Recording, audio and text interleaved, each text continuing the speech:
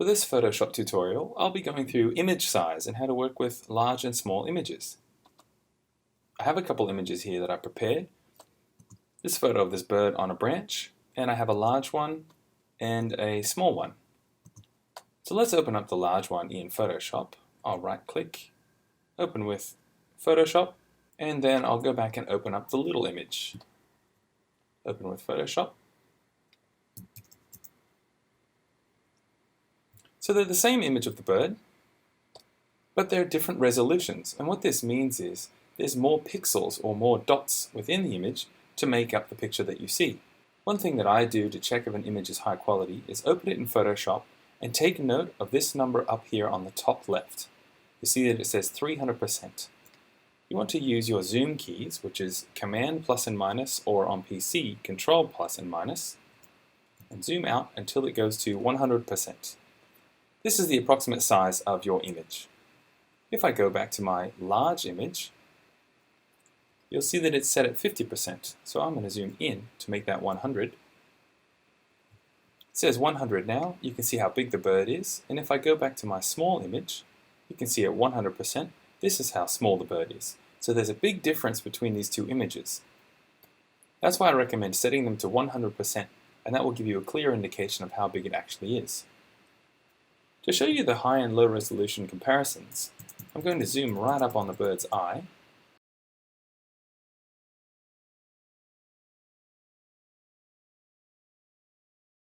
If I click back and forth between the two files, you can of course see a big difference. The large image, there's probably about 400 or 500 pixels that make up the eye. Each pixel represents one color only, so the more pixels you have, the more colors and the more detail. If I go to the smaller one, there's probably only about 20 or 30 pixels making up the eye. So it ends up being quite blurry and pixelated. So when we say something has a high resolution, it basically means there are more pixels for the same area. You may hear DPI or PPI, and that basically means how many dots per inch there are. So if there was an inch, let's say this big, if this was a 300 DPI image, there would be 300 pixels within this inch. But for the same inch, on this image, there might only be 72 pixels per inch. So you see how the numbers per inch represents the detail of the image. If you purchased an image or downloaded one, and you want to test if it's high enough quality, there's a little exercise that I do. Click File, New. Up the top are some categories. Click on Print. And here is A4. Click on A4. A4 sets out the width and the height, and it also sets out the resolution pixels per inch. It's set to 300, so that should be high quality. Let's change the name to be Poster. And I'd like my file to be sideways or in landscape mode. I'll click Create. I'll click back to Bird Small. To copy this image to my new file, click and hold on the background layer. Drag your mouse up to the Poster tab. When your Poster tab appears, bring your mouse down to the middle and release the mouse. We have a new layer here. Using my Move tool, I'll move this up to the top left. Now I'll go back to Bird Large, and this time I'll copy this layer. Click and drag, move up to the Poster tab. When it appears, bring your mouse down and release the mouse. Already you can see that there's a big difference between these files. The small file doesn't have very many pixels, so it appears very small in the A4. The large file has many more pixels, so it's a lot bigger. What I'm going to do is I'm going to make these the same size on the A4 sheet. I'll click Edit, Free Transform, and to shrink with this, to shrink in Free Transform, click and drag one of the corners, but remember to hold the Shift key. The Shift key will help constrain the proportions so that your image doesn't become too squished or flattened.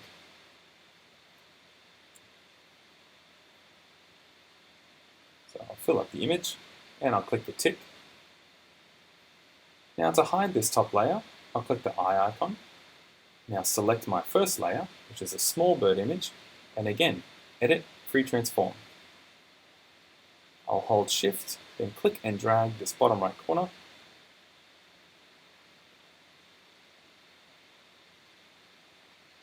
There. and when I'm happy, I'll click my tick. Now let's name our layers so we don't get confused. I'll double click on layer 1 and call it small photo, and double click on layer 2 and call it large photo. The eye icon next to your layers will make them visible or invisible. I'll click the eye icon next to the large photo, and you'll notice that it toggles back and forth between our two images. And you can see that the large photo looks much better. The small photo has a little bit of blurriness and pixelation around the image. I'll zoom in a little bit.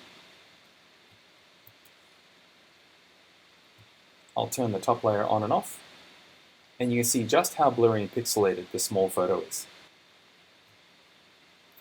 So this is why when you have an image, it's good to scale it up to the size that you'd like it to be and test it out and see if it will look crisp and detailed or blurry.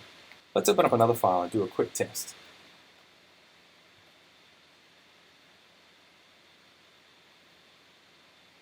Here's my flowers large file, and it's at 33%, and it's almost filling up my screen, so this should be a good high quality image. I'll click and drag this layer, release it in my poster file, and you can see that this is very large and nice and high detailed. Now let's go back and I'll open up another image, dog small. Already you can pretty much guess that this image is low quality. I'll click and drag the layer over to my poster tab, bring my mouse down and release, and you can see already that the image is really small on the page. If I scaled up this image using the Edit Free Transform tool and hit the tick, you can see that it's very blurry. If I turn that layer off and go back to the flowers, you can see how crisp this is. So say you're looking up an image to download. Let's type in puppy. These are some various images here. You'll notice that when you scroll over one of these images, it gives you a pixel count. 1024 by 768, 660 by 440. The higher the number, the higher the pixels for the width and the height, which will make your image much larger. So say I click on this one. I'll just copy this by right-clicking and selecting Copy Image, and I'll go back to Photoshop, Edit Paste. You can see that this is a very small image, so it might be blurry if I want to make my image larger than it originally is. A tool in Google Image Search is click Tools, click Size, and go larger than 2 megapixel, 4 megapixel. You'll notice that the pixels are higher. This will mean higher quality images. Let's choose a 2 megapixel. Google Images will now set a filter and only give you large images.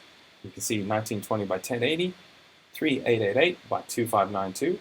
So this is where you can get higher quality images. If you're looking to get royalty-free images, Pixabay is a good website. I'll type in puppy, and it gives you these results here. Let's say this brown puppy here. When I click free download, it gives me options here, and you can see that there's different pixel resolutions.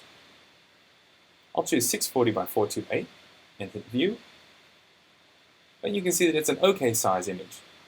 I'll go back to my tab, hit free download again, but this time choose the high resolution. I'll click view, and you'll notice that this image is much larger. I can even click on it once, and it zooms into the full resolution. So this is something to keep an eye out when you're doing Photoshop edits. You are able to use smaller images, but I don't recommend stretching them to fit a page bigger than their actual original size, because that will make them look a little bit blurry or more pixelated. A quick guide to check if your image is good quality to use is zoom up and make it almost fill your whole layout here. Then check the percent. If it's anything higher than 100%, that means that your image is actually low quality and much smaller, and I wouldn't recommend using it. If I go to my large file, I fill up the screen by zooming in, check the percent. It's not higher than 100%, it's at 50, so this is a good high quality image.